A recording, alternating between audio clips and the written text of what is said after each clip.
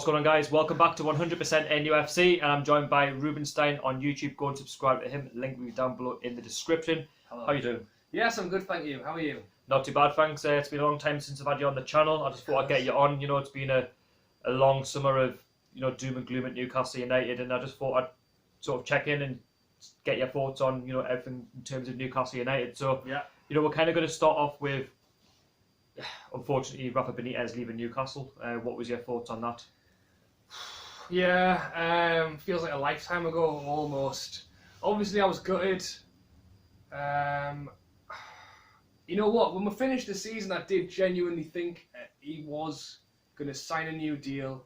He was going to stay because that's the way it sounded. I thought Ashley would know what was good for him and he would get it done. But in hindsight, I think the cracks had been shown for a while. The fact that we managed to get to the end of the season without him signing a contract, then the whole potential takeover thing came on.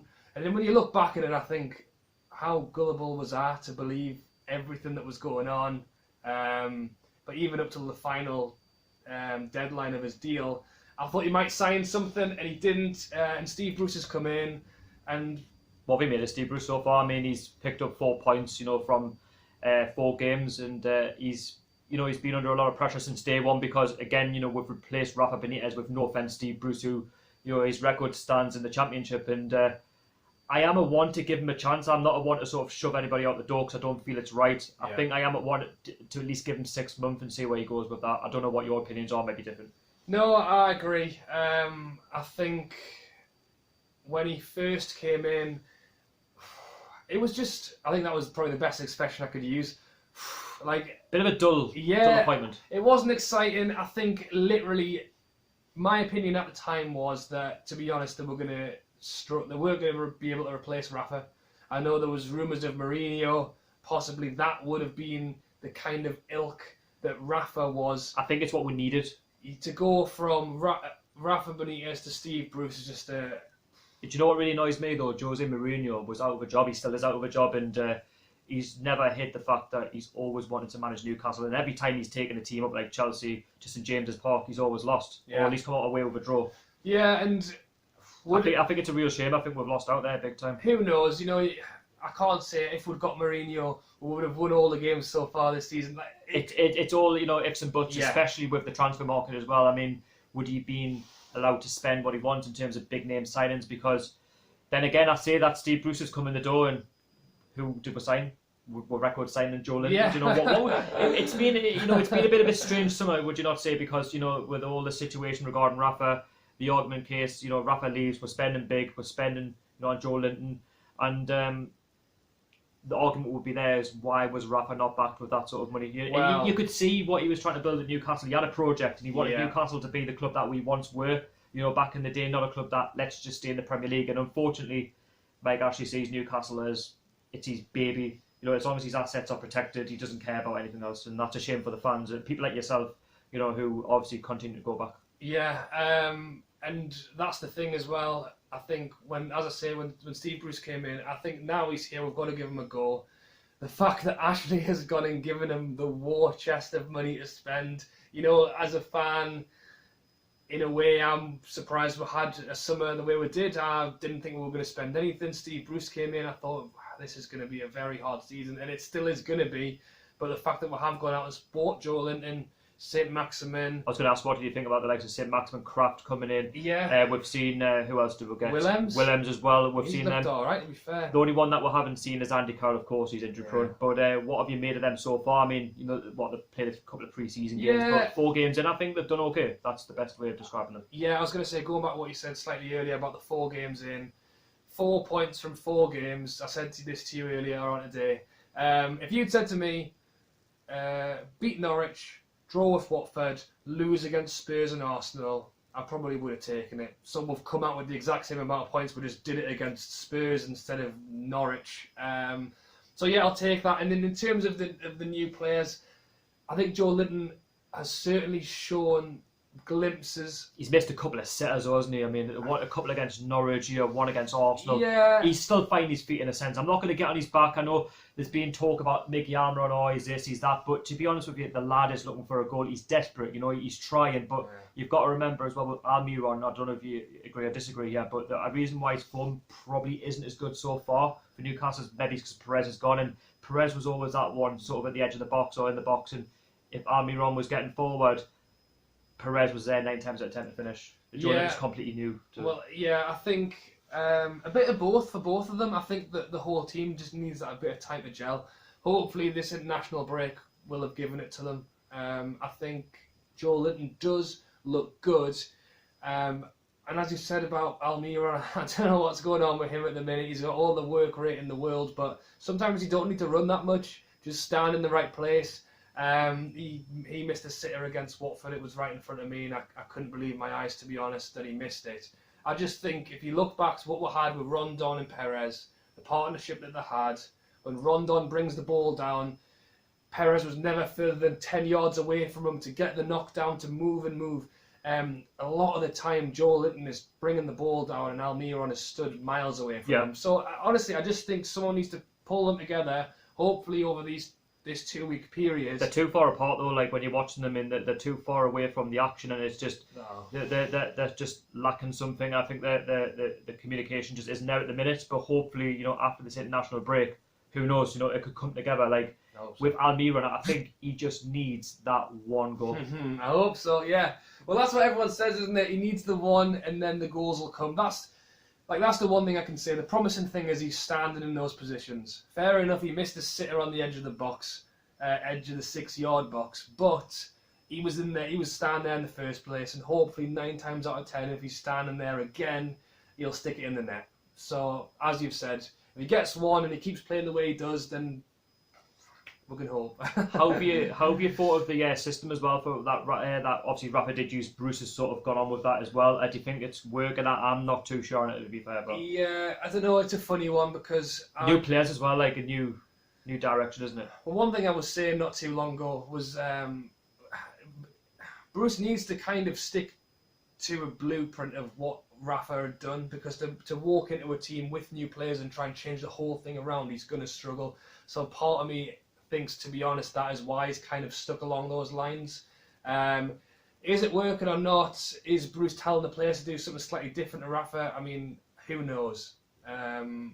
But yeah, I think we've started all right. We had 2 tough. I mean, playing Arsenal and Spurs in the first 4 games is always going to be tough. And as we've said, Norwich away, their first home game in the Premier League in a long time, that was going to be tough. I think we should have done better against Watford. I think we should have got the win personally, but then again, I could argue to say that we should have picked up more than 4 points if we weren't so sloppy against Norwich, and if we weren't so sloppy against Arsenal. Yeah, but it's all ifs and buts in this Premier League. Do you know what I mean? Yeah. Obviously, you've been to the couple of home games as well, and I've seen one on the TV, and it's sometimes it's just beggars belief how we've missed up so close. Yeah. But I mean, to be honest with you, I think it's just going to be steady Eddie with Steve Bruce at the minute. I think once we get this international break out of the way, we've got Liverpool coming up. Let's call that a write-off game on Saturday. But we've got the likes of Brighton coming up at home. Leicester, there's a chance there to pick up some points. Man United, they're not looking good either. So things could possibly look up. Yeah. What have you thought about the injuries as well? I mean, that's becoming a bit of a problem as well. I think Richie, for me, I know quality-wise he's probably not the pick of the bunch, but work rate wise, I think you know what it is. Richie puts in a very good shift for us, and although he might not do anything that's particularly flash, he does the simple things very well, and I definitely think he's an asset to our team. Well, I agree. Having said that, I think Williams has actually looked all right. He has. When he first came in, I thought, dear God, who is this? He was a fault for the Arsenal goal, wasn't he? So he looked overweight. He looked like he didn't know where he was. Welcome to the Premier League, lad. Yeah, and then you know what? He's actually done all right. So fingers crossed for him. Is Andy Carroll fit for Liverpool? He's not. I think he's going to be out for a few more weeks. Right, obviously, I'm a little bit good. I know you touched upon it about 5 minutes ago. Rondon, I'm a bit good that he left and that we couldn't get that deal sorted, because I felt that he'd found his place in the Premier League with Newcastle. I know he had his struggle at West Brom. Were you a little bit gutted when he left? I was. I'm not going to lie. Definitely. I think. And Perez as well. Like, we're just missing these players. I mean, 30 million for Perez. I think.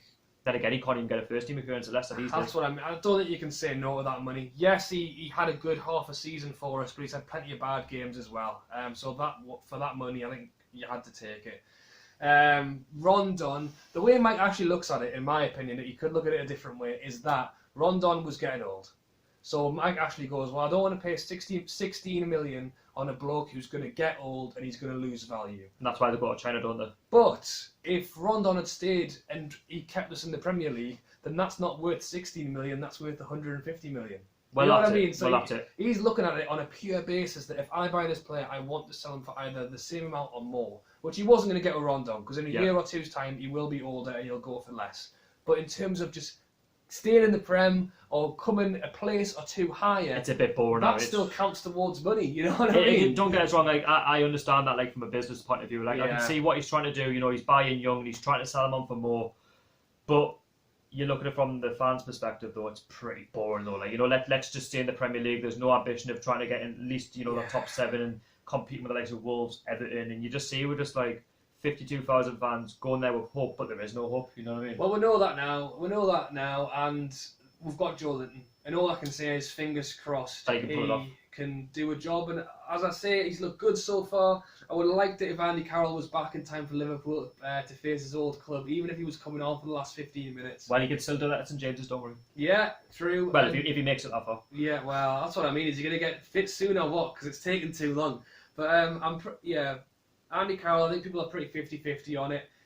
In my opinion, I don't imagine we're paying him a heck of a lot to be here. Hopefully, well, you know, Mike, actually, I really doubt we are. If he just jumps on every few games and gets a couple of goals to win us or draw us a few games, I'll take it. 10, you know 15 what I mean? minutes, I think that's probably what he needs, really, just to, you know, if the team's getting a bit tired. Lump it forward, him and Joe Linton in the box, swing the ball in, you've got every chance. With him and Van Dijk there on Saturday would have been interesting, but again, that can happen at St James's. Just a couple of questions there before we finish. So the first one being, Steve Bruce, do you think he'll last the season? Yeah. You think he's going to last? I think he will. I don't know. It's a hard one, isn't Comes it? Christmas, if we're rock bottom of the league by 20 points, then I think he'll go. But I do think if we're teetering around the relegation spots come Christmas or even past that, I think he'll just stick with them all the way through, because I think he's going to... Well, what was Steve Bruce was one of the later choices, wasn't he? He was like 11th choice. Apparently. You don't know if that's true or not, but if he was going to get... If he was going to get rid of Steve Bruce, don't worry about that. He's going to struggle to get someone to replace him. So I think he will be here till the end of the season. So, Rob, we're going to talk about the protests and the boycotts. You know, it's been a summer of, again, negativity around Newcastle. Yeah. Of course, I'm boycotting the season. I will be back next season. I have said that on record on my channel. So, of course, home games haven't been to what they were. Of course, that's down to Rafa leaving and Bruce being appointed as the head coach. Yeah. The cheap option. Now, the Arsenal protest boycott was much talked about in the summer. In my opinion, it was a failed boycott because, let's be honest, you can't use the weather as an excuse, you know, to why you boycott a game. You do it in all weathers. And then the next home game being the Watford game, there was only around about 44,000. But then again, Watford don't bring a good following anyway. But underneath the Watford fans, there was no Newcastle fans. And then there's been talk about a potential boycott against Brighton, which has come up in the last sort of 5 to 6 days. Obviously, you being the supporter who goes to the games at home. Yeah. What's your thoughts on this potential Brighton boycott? Actually, that's the first I've heard of this of a Brighton boycott. Actually, I hadn't heard about that yet, so I'll have to have a think. You know what it is? What can you say, really? You try and get an Arsenal boycott organised, and everyone goes. They don't organise anything for Watford, and it's one of the lowest attendances in the last 20 years or whatever it is. It was about 44,000. It wasn't many. Yeah, so you literally can't tell what the fans are going to do. If you decide to boycott the Brighton game, it could very easily go back to the high numbers again. Or it could be the Watford numbers and even less. It's on telly anyway. Well, that's the reason why I think they're boycotting, because they want to try and get it out to the world. But then again, we had our big opportunity against Arsenal and we messed it up. And, you know, Brighton... Let's be honest, I can't see them bringing many either, because why are they going to want to travel, 9-10 hours up the motorway when the TV game is scheduled for them to go and watch it? And at the end of the day, I just think now that I've come to the conclusion that the fans love the club too much, and that's great. Like, we're a one-club city. We should be going to the games to enjoy them. Yeah. And we shouldn't be in this disarray, but it is what it is with Mike Ashley. He's been here, 12 years now, and nothing's changed. And it's a shame. Yeah, it's hard. Honestly, it is a tough decision. As you said, I know you've decided not to go to the games this season. I decided to renew my season ticket this season. Which is, again, there's nothing wrong with that. Like, I'm going to away games, so I'm not keeping away in general. I've beaten the under 23 games at home. I will put that out there. But in terms of home games, I can't bring myself to go to them because of the way Rafa was. It's tough. Well, again, I've not bought anything from Sports Direct in years and years, and I've not bought a new tune top in a long time, mate, either. So everyone's got their own the way of what they're doing. As I say, I decided to go to the games, and it wasn't an easy decision. All my mates were going. I decided to join the party. Well, that's it. And even at this point now, I'm thinking, should I have just not done it? But I've done it now. I'll reevaluate next season. But in terms of boycotts, as I say, it's almost impossible to gauge or judge or even do what you think because there's so many people, and until we get... They have too many different opinions on how they support it, because a lot of them have been supporting Newcastle through the dark days, I mean, I can't speak of maybe it's the 80s, 70s, 60s, because obviously I wasn't born then, but if you look at it now, like the generation just think that, the boycott's the way forward, like we're too big of a club to actually do these boycotts. I just think, I think a successful boycott, in my opinion, you have to at least half that ground to at least 25 to 30,000. 40,000 is not going to kill me. And I tell you what as well, the grey seats. Well, it's Sunderland, they've got red seats. You can see them easily when there's no one sat there. When there's a seat missed in St James's, because it's grey, the TV cameras miss it. And that's why you need to have a very reduced crowd to be obvious. But yeah, who knows? I just think for the whole season as well, I think it's going to be hit-y-missy with the attendances. I think for sort of the big games, I think there will be full houses, but for other games, I don't think there'll be. I reckon there'll be roughly 44 to 45,000 for a lot of the games. But if it's like anything in life, if Newcastle start getting good results, the fans will come back. Yeah. That's the only way you're going to sort of motivate fans to come back. And as I said before, I'll be back next season. Last question is your expectations for the rest of the season. Where do you think Newcastle will finish under Steve Bruce? Yet we haven't had the January market, so anything could change. Well, that's it. It's a very long way to go. One spot outside of the relegation zone. 17th. Well, to be fair, I did say to Newcastle 17th, but I thought everybody would have laughed at it as well. Oh, you're not really a true fan, you're this, that. But to be honest with you, I've seen the summer for what it is, and I've seen the actual decline in Newcastle. Yeah. And it's not the squad's fault. I just think we've got such an inexperienced squad. Would you say Steve Bruce is inexperienced in the Premier League? I mean, he's not really had that many seasons in it, has he? I mean, we're a work in progress again. We are too early in. That's the thing. If Joe Linton, St Maximum, and Almiron click, we could have a fantastic season. Like any I agree. Sean Longstaff didn't play his best few games the last few, but he's a very talented guy. If he can get back to what he was doing last season before he got injured, that will be a massive bonus. Matty Longstaff, I think, has looked really good as well. Shelby's not really getting a game at the minute, but if we can get him involved, he's another really good player. I think defensively, we're all right. Yeah. I think Shaw's very good. Lejeune, who's injured, is very good. I think Fernandez is very good. Lascelles could do with it. It's just the midfielders trying to link up with the strikers and trying to find out our best way of getting forward, our best way of trying to use the ball correctly, passing to the right players. It's just the basics really, and when we get the opportunities, we need to take them because it's just been that it's really frustrating in the best. As I said, honestly, I think if Almiron, St Maximum gets fit, and Joe Linton start putting a goal in or two each, we could have a good season. Yeah. Like I'm not. Don't get me wrong. I'm not. You've got to be. I'm not aiming for Europe, but you've got to be optimistic as a fan. Potential mid-table 10th again if those players can get the ball rolling. If Almiron doesn't score all season and Joe Linton doesn't get the support he needs, then I think we will come 17th. Well, that's a fair point. I mean, we've got to be optimistic, I guess. But that's just been Roobenstein's thoughts, and we're going to continue the episodes as well. So thank you so much, Roobenstein, for coming on as well. And it's been an absolute pleasure having you on. It's been such a long time. And Roobenstein is on YouTube as well. He's got 12k subscribers. Go along, head over, subscribe to him. He does a lot of Newcastle content. He does a lot of match day vlogs as well from St James's Park. The odd away day. What else you do? Fantasy football. Fire away. On the spot now. Tell him what you do. I've been doing a bit of fantasy football. That's been going all right. I normally do a few prediction videos. It's the match day vlogs that normally go down pretty well. And if I'm out and about, sometimes I'll vlog something like a holiday or whatever as well. So yeah, check it out. Thank you. Also, this video will be out after when Roobenstein releases his FIFA video that we did today, FIFA 12, so a bit of FIFA nostalgia. When are you putting this out? This is going to be out on, I reckon, Tuesday, Wednesday. Okay. Yeah. So just to let you know, We've go done check a out. FIFA video. Go and check it out to find out who wins.